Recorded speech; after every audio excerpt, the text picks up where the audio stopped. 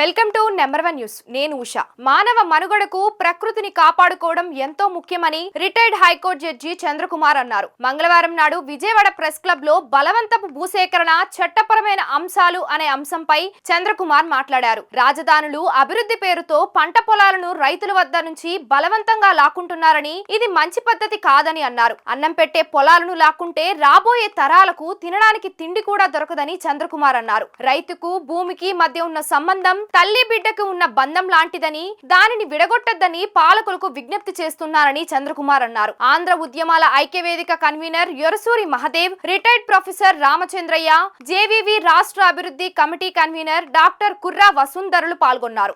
ఈ సిస్టమ్ను ప్రకృతిని మనం కాపాడుకోవాల్సిన అవసరం ఉంది. ప్రకృతిని కాపాడుకుంటేనే ప్రకృతి మనల్ని కాపాడుతుంది. ఈరోజు కాశ్మీర్ ప్రాంతాల్లో ఏం జరుగుతుంది మీరు చూడండి.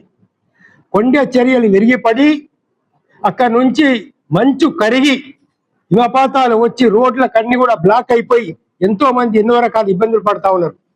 కారణం ఏంటి అంటే అక్కడ రైల్వే లైన్లు వేయడం, రోడ్లు తవ్వడం, అక్కడ కొత్త కొత్త కంపెనీల కోసం అడవులు నరికేయడం, దీని కారణాల వల్ల అక్కడ జరుగుతున్న పరిస్థితి. ఎక్కడెక్కడైతే ప్రకృతి విధ్వంసం జరుగుతున్నదో, నేచర్ను మనం డిస్టర్బ్ చేస్తున్నామో, అడవులను మనం పోగొట్టుకుంటున్నామో, పంట పొలాలను మనం నాశనం చేస్తున్నామో, దాని పరిణామాలు ఎట్లా ఉంటాయని చెప్పేసి విఘ్నులు ఆలోచించాలి. మరి విఘ్నులు సలహాలు చెప్తలేరా? ఇప్పుడు మన రామచంద్ర లాంటి మేధావులు కావచ్చు, సార్ లాంటి వాళ్ళు కావచ్చు, ఇంకా ఎంతో మంది మేధావులు శాస్త్రవేత్తలు సజెషన్స్ చెప్తలేరా? లేదా కృష్ణా కమిషన్ లాంటి వాళ్ళు ఇచ్చిన సజెషన్స్ ఏంటి అంటే, చాలా దురదృష్టకరమైనటువంటి విషయం ఏంటంటే, ఈ యొక్క మేధావులు కానీ పెద్ద పెద్ద వాళ్ళు కానీ ఎవరికైతే ఏ స్వార్థం లేకుండా సమాజం కోసం, ప్రజల కోసం, రైతాంగం కోసం మాట్లాడేటువంటి వాళ్ళ యొక్క సలహాలను కొంతమంది స్వీకరించే పరిస్థితుల్లో లేరు. దానివల్ల ఇటువంటి ఒక పరిస్థితి అనేది దాపురిస్తున్నది. ఇక్కడ మనిషికి ఇందాక నేను చెప్పినట్లు గాలి, నీరు, ఆహారం. ఆహారం ఎక్కడి నుంచి వస్తుంది? ఒక అటెండర్ అయినా, తహసీల్దార్ అయినా, కలెక్టర్ అయినా, ఎమ్మెల్యే అయినా, మంత్రి అయినా, కేంద్ర మంత్రి అయినా, ప్రధానమంత్రి అయినా, రాష్ట్రపతి అయినా, ముఖ్యమంత్రి అయినా, ఎవరైనా తెల్లారు లేస్తే అన్నం తినాలా తినకూడదా? ఒక పూటైనా భోజనం చేయాలి కదా. ఎక్కడి నుంచి వస్తుంది ఆయనకి భోజనం? ఎక్కడి నుంచి వస్తుంది వరి? ఎక్కడి నుంచి వస్తుంది నీ గోధుమలు? ఎక్కడి నుంచి వస్తుంది నీ ఆహారం? ఈ రైతు పండిస్తే ఆహారం వస్తుంది. రైతు పండించకపోతే ఎవరికి ఆహారం రాదు. మరి రైతు పండించాలంటే వ్యవసాయ భూమి ఉండాలా. వ్యవసాయ భూమి ఉంటేనే రైతు పండిస్తాడు. భూమికి రైతుకు ఎటువంటి సంబంధం అంటే తల్లికి బిడ్డ ఉన్న సంబంధం.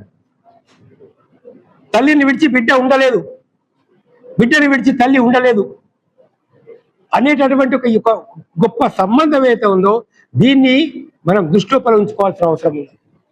భూమిని మనం ఎందుకు కాపాడుకోవాలా? నీళ్ళని మనం ఎందుకు కాపాడుకోవాలా?